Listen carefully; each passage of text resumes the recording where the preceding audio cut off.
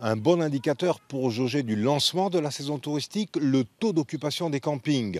On n'est évidemment pas dans les 100% estivales, mais malgré tout, le nombre de 150 campings de la Drôme affiche quasiment complet.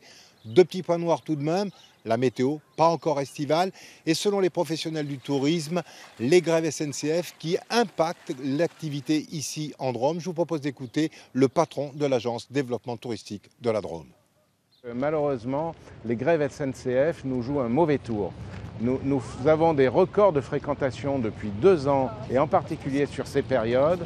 Et je pense que cette année, malheureusement, nous allons prendre un peu de retard. Il y a aussi un esprit qui est donné, qui fait qu'on ne sait pas, il va y avoir beaucoup de circulation, ça pose des problèmes. Et malheureusement, la dynamique qu'on a dans le tourisme drômois en particulier est un peu atteinte par cela. Les infrastructures, elles, sont bien prêtes et il suffit de jeter un coup d'œil au calendrier des activités et animations de la fin de semaine pour voir que les vacanciers n'auront que l'embarras du choix.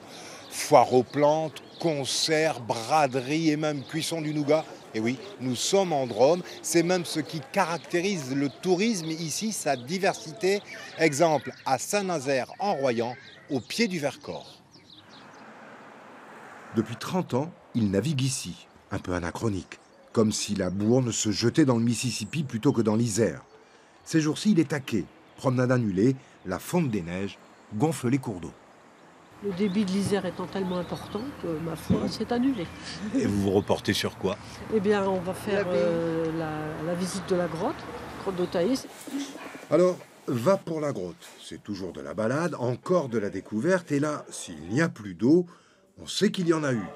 On sait aussi qu'il y a 10 000 ans, le tourisme d'alors était très nature. Alors, on va essayer de faire du feu à la méthode Cro-Magnon. Bon, Saint-Nazaire en Vercors a sa grotte, mais des grottes, il y en a un peu partout. Ce qui singularise le village, c'est qu'ici, rien n'étant spectaculaire.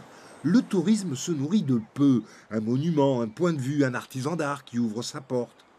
Lui gère 4 sites à la ronde, soit plus de 200 000 visiteurs par an. Il n'y a pas de petits sites. Tous les sites se valent, il faut qu'il y ait de la qualité de l'accueil, de la qualité d'attention, de la qualité de service, et puis la connaissance de nos produits de façon à ce qu'on puisse bien les restituer. Au syndicat d'initiative, on croise Louis. Vacancier d'abord, mais pas que. Lui aussi cherche les clés de ce tourisme aussi discret que multiforme. Je travaille beaucoup pour le développement du tourisme à vélo, c'est dans les Cévennes. Donc on vient un peu s'imprégner de ce qui se fait ailleurs. Quelques kilomètres plus loin, un jardin dessiné par l'homme, mais sculpté par l'eau. Lui aussi secret, lui aussi se prépare à la pleine saison. C'est une naissance, la naissance des plantes et du jardin, c'est le tout début. Ça va fleurir tout ça?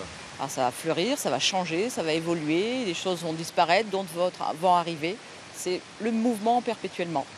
Il y a un quart de siècle, ce jardin était une décharge industrielle où quand le tourisme fait désormais bien plus que remplacer les usines.